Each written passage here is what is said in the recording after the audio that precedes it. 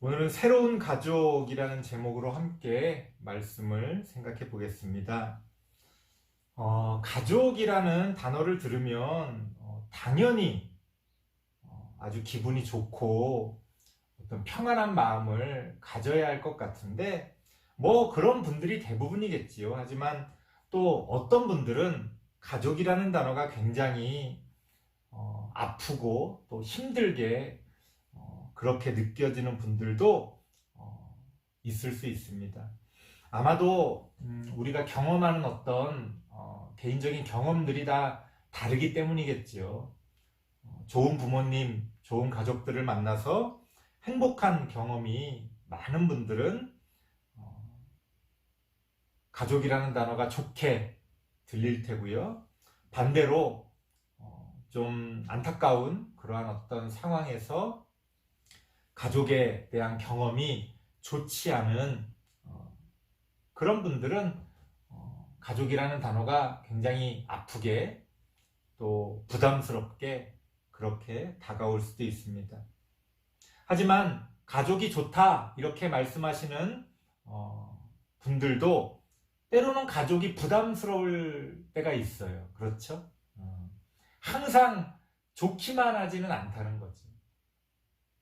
또 가족이 싫다, 난 가족이 싫어 하는 그런 분들도 하지만 그 마음속에서는 좋은 가족을 바라고 또 꿈꿀 겁니다. 아무튼 이런 경우든 저런 경우든 우리가 가족이라는 어떤 이런 문제에 대해서 항상 고민하게 되고 또 때로는 어렵게 느끼는 그런 이유는 이 가족이라는 건 내가 선택할 수가 없기 때문에 그래요. 태어나자마자 이미 정해져 있는 거잖아요. 물론 결혼을 하면서 새로운 가족을 만들 때는 내가 선택한다고 얘기할 수도 있지만 또 자녀를 낳으면 그 자녀가 어떤 자녀일지 우리가 선택을 할 수가 없어요. 그렇기 때문에 가족의 문제는 항상 마치 어떤 내가 어찌할 수 없는 그런 고정불변의 문제처럼 느껴지기 때문에 항상 무겁게 우리에게 다가옵니다.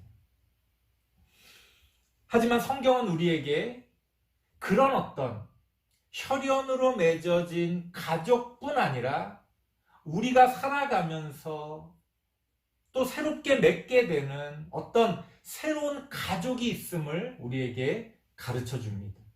도대체 새로운 가족이라는 건 무엇이고 그것의 의미는 어떤 것인지를 한번 생각해 보려고 합니다. 하나님의 아들이라고 불리신 예수님도 사람이었기 때문에 가족이 있었어요. 성경을 보면 아마도 예수님의 아빠는 어린 시절에 일찍 돌아가신 것 같습니다. 그래서 엄마가 있었고요. 또 남동생, 또 여동생들이 있었다고 그렇게 전해집니다. 어느 날 예수님이 사람들을 모아놓고 이제 하나님의 말씀을 가르치고 계셨는데 어떤 사람이 들어와서 이렇게 예수님께 귓속말로 전합니다. 예수님, 가족분들이 찾아오셨는데 좀 가르치시는 거 좀 중단하시고 가족들을 맞이하시면 좋겠습니다. 예수님의 가족이 오셨으니까 우리 그 가족을 환영합시다. 뭔가 그런 의미로 예수님께 가족이 찾아왔음을 전했습니다. 그러자 예수님이 뭐라고 대답하셨을까요? 보통 같으면 어이구, 어머니가 오셨어? 어이구, 동생들이 왔어? 내가 나가서 환영을 해야지 하면서 사람들을 제쳐두고 그 가족을 만나러 나갔을 것 같은데 예수님은 뭐라고 하셨느냐? 사람들이 들으란 듯이 이렇게 말씀하십니다. 누가 내 어머니고 누가 내 동생들이란 말이냐? 지금 이 자리에서 하나님의 말씀을 듣고 배우는 이 사람들이 바로 내 어머니고 내 형제고 내 자매다. 이렇게 말씀하십니다. 이들이 내 가족이라는 거예요. 새로운 가족을 우리에게 말씀하고 계십니다. 도대체 예수님은 무슨 뜻에서 이런 말씀을 하신 걸까요? 성경에 이렇게 나옵니다. 35절 말씀을 읽어보면요. 누구든지 하나님의 뜻대로 행하는 자가 바로 나의 가족이다. 이렇게 말씀하십니다. 하나님의 뜻대로 행하는 자, 하나님의 뜻 안에서 우리는 새로운 가족을 맺게 된다는 거예요. 기존의 혈연으로 맺어진 가족은 혈연으로 맺어졌지만 너무 많이 다르지요. 단순히 성격이 다르다는 걸 말씀드리는 게 아니고 뜻이 다르다는 거예요. 생각이 너무 다르고 추구하는 바가 다르고 그런 경우들이 많이 있습니다. 그래서 가족 간에도 명절 때 되면 어떤 정치적인 문제라든가 사회적인 문제라든가 혹은 개인적인 어떤 문제들에 대해서도 자꾸만 그런 이야기를 하면서 다투게 되는 경우가 많이 있습니다. 하지만 우리가 하나님 안에서 하나님의 뜻 안에서 맺어지게 되는 그러한 새로운 가족은 그 하나님의 뜻으로 이어진 그런 가족이라는 거예요. 같은 믿음을 가지고 같은 하나님의 뜻을 따라 사는 새로운 가족이 우리에게 주어진다고 성경은 이야기합니다. 오해하시면 안 됩니다. 새로운 가족은 기존의 혈연으로 맺어진 가족을 대체하는 게 아니에요. 이제 내가 새로운 가족이 생겼으니 옛날 육체로 이어진 가족은 다 버려야지. 그건 잘못된 생각입니다. 하나님은 육체로 이어진 그렇게 혈연으로 이어진 가족의 소중함도 끊임없이 우리에게 말씀하십니다. 부모님에게 효도하고 형제끼리 우애 있게 지내며 그렇게 좋은 관계를 맺으며 아름다운 많은 열매들을 맺어가라고 성경은 우리에게 가르쳐 줍니다. 하지만 그렇게 기존의 혈연으로 맺어진 가족을 대체하고 그것을 불필요하다고 여기고 새로운 가족을 추구하라는 것이 아니라 그 새로운 가족은 기존의 가족을 보완하는 가족으로서 우리에게 주어진다는 거예요. 예를 들어서 혈연으로 맺어진 가족 안에서 어떤 고통과 아픔을 느꼈던 사람들, 그런 사람들에게 새로운 가족은 하나님의 뜻으로 맺어진 새로운 가족은 큰 위로가 되고 큰 힘을 주게 된다는 거예요. 그래서 기존의 가족을 대체하는 게 아니라 그 기존의 가족을 다시 건강하고 아름다운 가족으로 만들어갈 수 있는 힘을 우리가 새로운 가족을 통해 얻게 된다는 겁니다.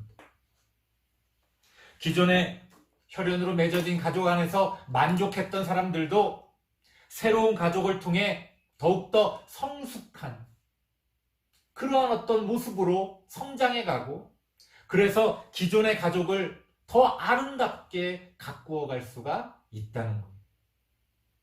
그렇게 하나님은 우리에게 새로운 가족을 주심으로써 기존의 가족, 마치 우리가 어찌할 수 없을 것 같은 고정불변의 그런 가족에 대해서 우리가 할 수 있는 것이 무엇인지를 새로운 가족을 통해 우리에게 알려주십니다. 그렇게 우리는 기존의 가족과 새로운 가족을 함께 누리면서 하나님 안에서 기뻐하시는 하나님이 우리에게 원하시고 또 우리가 이 세상 가운데서 사명으로 맺어가야 할 그러한 열매들을 이 가족을 통해 맺게 해 주신다는 거예요.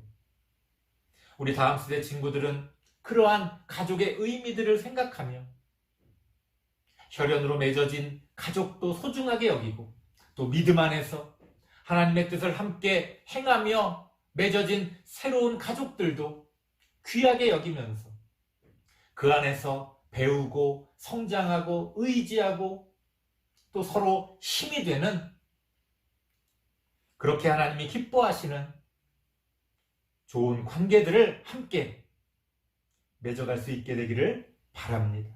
기도하겠습니다. 하나님 감사합니다. 우리의 가족은 어디에 있습니까? 혈연으로 맺어진 가족뿐 아니라 믿음 안에서 하나님의 뜻을 함께 행하며 맺어진 새로운 가족들을 통하여 우리가 더욱더 성장하고 성숙해 갈 수 있기를 원합니다. 그렇게 하나님이 우리에게 베풀어 주신 육신의 가족과 또 영적인 가족을 통하여 우리가 위로받고 은혜받고 또 새로운 힘을 공급받는 또 그런 귀한 또 하나님의 그런 우리에게 베풀어 주신 좋은 것들을 우리가 누리는 기회가 될 수 있기를 원합니다. 하나님 우리와 함께하여 주시옵소서. 그 가족들을 통하여 우리의 사명들을 잘 감당하며 좋은 열매들을 맺어가는 우리들이 되어질 수 있도록 하나님 인도하여 주옵소서. 예수님의 이름으로 기도드리옵나이다. 아멘.